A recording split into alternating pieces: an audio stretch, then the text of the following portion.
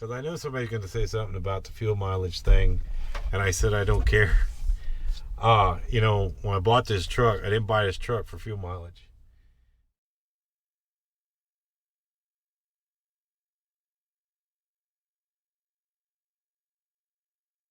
All right, we've been sitting in traffic now for about 3 hours from this accident. I don't know the details. Whatever it was, it happened in the left lane, and they've been pushing all the stuff over to the right. From what I heard, it is 2 semi-trucks and a car. As you can see the skid marks on the road here, but I don't know what started it or anything else. Hey, that's enough. That's enough. So literally all they did is got a big front end loader and they just pushed it all over to the right over there.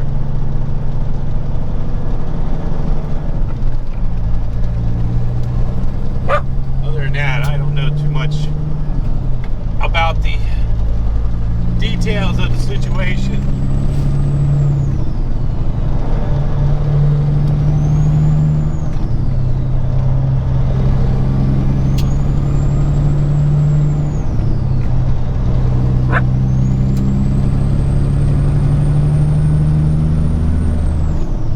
If I had to speculate about what happened, and this is just me guessing, somebody was at the toll booth and realized that they were in the automated lane and tried to jump over to the cash lane and cut somebody off or stopped on the road or something. That's just me guessing. I do not know what the details are, but if I had to guess why there was a crash right there in front of that toll booth, that would be one of my guesses, is somebody didn't realize they were not in the cash lane and they were trying to get to the cash lane or get out of the cash lane, something of that nature. All right, we've been sitting there for 3 hours. We're going to try to make our way on the other side of Oklahoma City. All right, good morning. We're in Weatherford, Oklahoma. The sun's in my eyes a little bit. We didn't do too bad yesterday. We got hung up in an accident on the interstate, on the turnpike, and it was closed for about 3 hours. So we got a little behind. We got here late last night, about 10 o'clock. And I don't want to get the secret out, but this little truck stop here at exit 84 in Weatherford, Oklahoma. Now, it was a Saturday, but I rolled in here at 10 o'clock and there was still plenty of parking left. Oh, all right. We're going to check this motor out real quick. We got a couple little leaks. So, see a little spot on the ground right there? That's the power steering. Same kind of issue we had on the white truck. And then the other thing here, I'm pretty sure this is the oil sensor, pressure sensor right here. That's leaking a little bit right there. This stuff, I'm gonna probably have my mechanic look at. He knows more about it than I do. But let's check the oil. So we got 10,000 miles on this oil.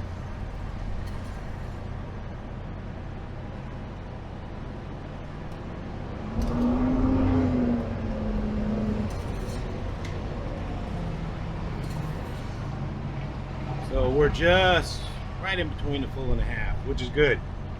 So we haven't burned very little oil in 10,000 miles. Oil looks good. Everything looks good right there. We'll check the power steering, which is right here. Lid out. And it is right on the line, cold. So that looks good. You know, it just takes a little bit of oil to make a big mess. So even though you see a spot on the ground, it doesn't mean that it's a lot of oil that's leaked out. Belts look good.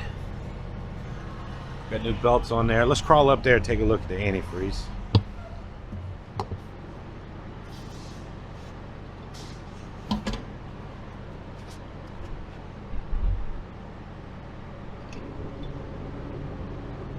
good, about down that far. So that is good. We got plenty of antifreeze.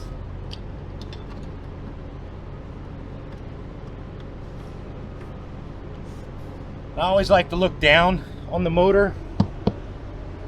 You can see a lot of different stuff looking down than looking at the side. So whenever I'm up here, I just like to look down, make sure nothing's rubbing in the way. Everything looks pretty good. We'll clean the window. Bailey's on the floor in the truck.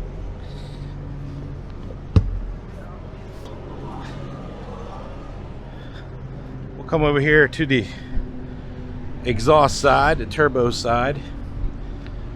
Nothing's leaking around our water pump since we got that fixed. Alternator belts are good. Nothing looks out of ordinary over here. Everything looks good right there.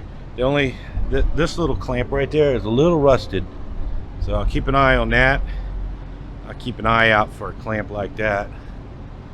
And then usually for the rest of my inspection, I just walk down the side, look underneath, make sure there's nothing leaking, and we'll kick some tires.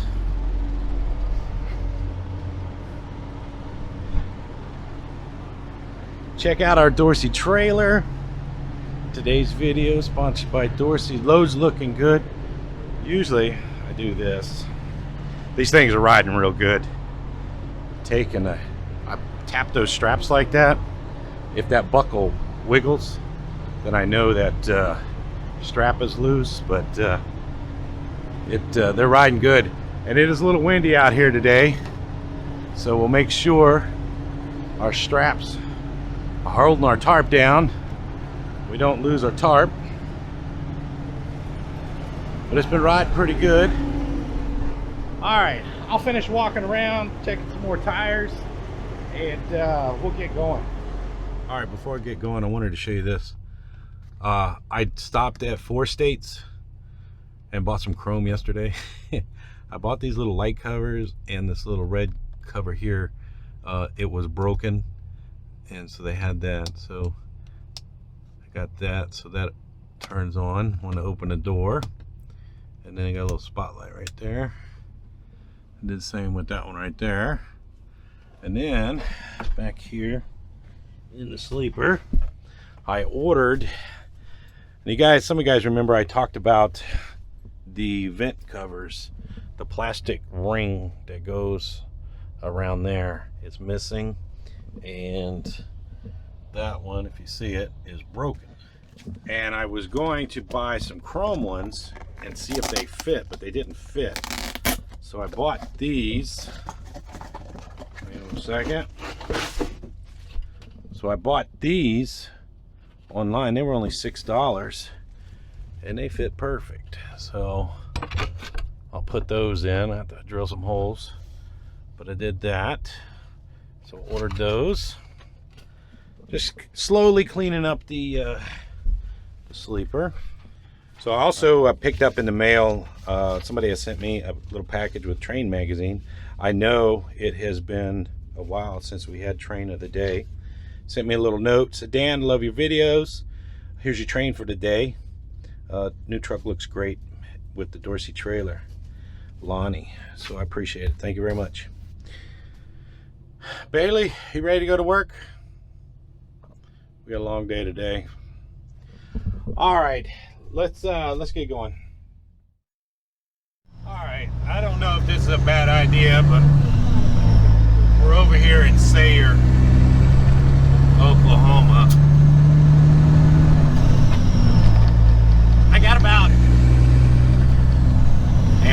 I got about 200 gallons of fuel on the truck,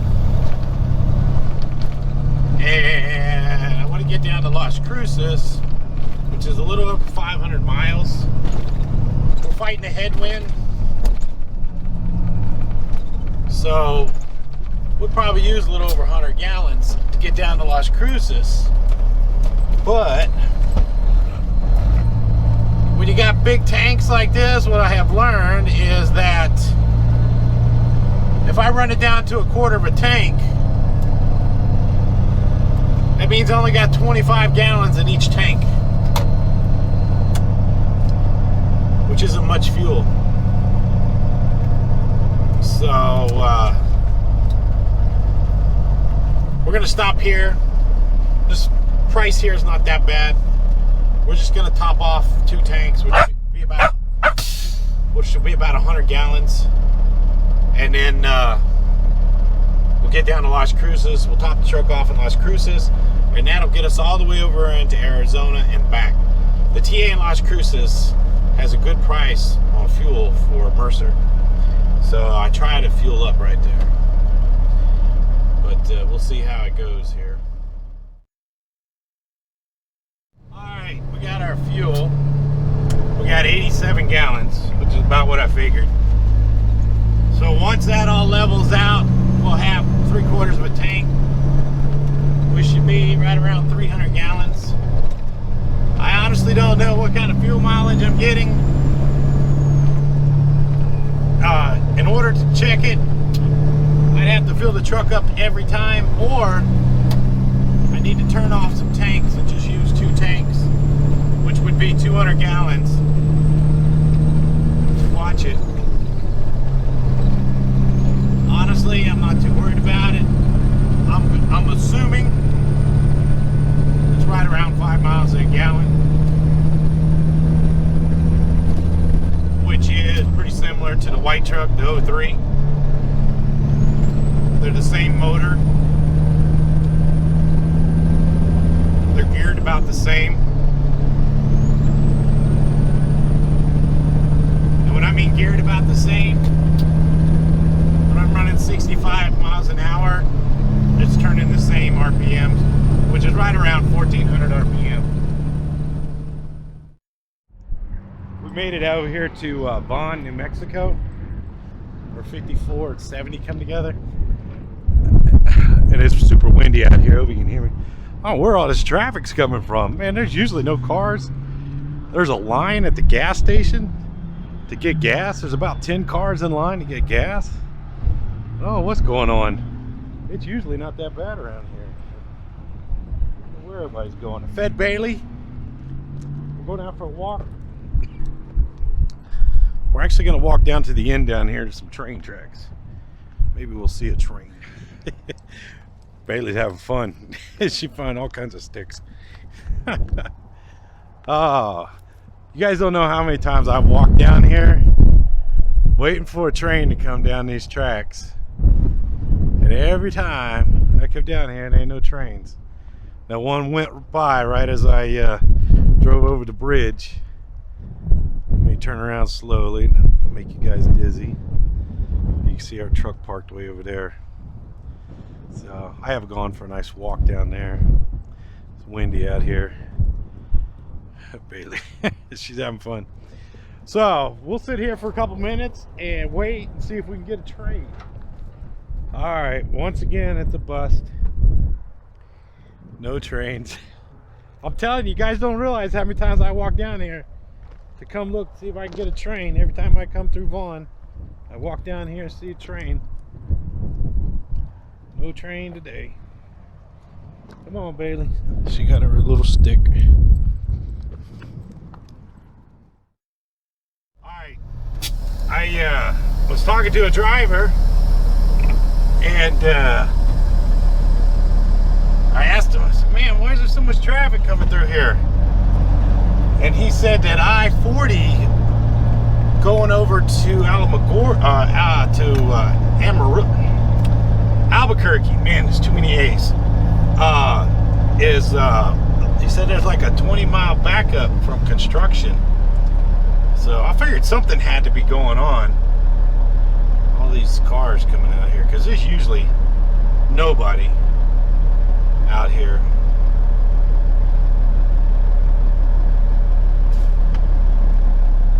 Alright.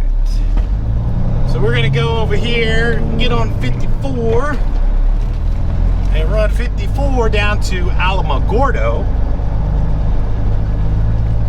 And we're going to spend the night in Alamogordo. And then we'll wake up in the morning and go home. From Alamogordo to the house is about 300 100-ish miles.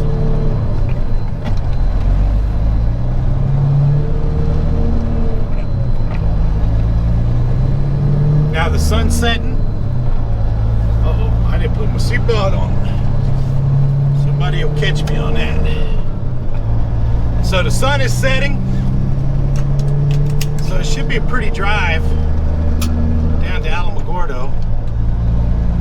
Down 54. There's still no train. Now, if I had time and there was somewhere to park, there's like a train, I want to say depot, that's probably the right word, up here with all kinds of train stuff.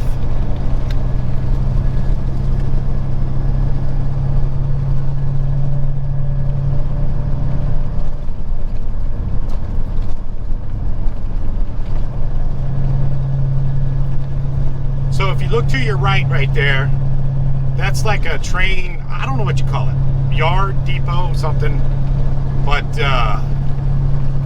the trains come right through there, and then there's always kind of train trucks right there, but that looks like the old depot or something. And I think it's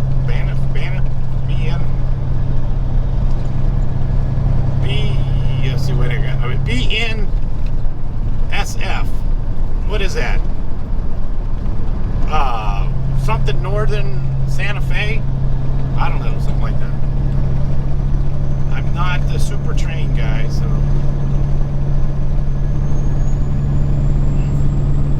But one day I'll catch me some trains coming across through here. Alright, let's make our way down to Alamogordo. Alright, it's the end of the day. We made it over here to Alamogordo. You have 2 hours and 13 minutes of remaining drive time. We drove 538 miles. We got about 2 hours left that we could drive.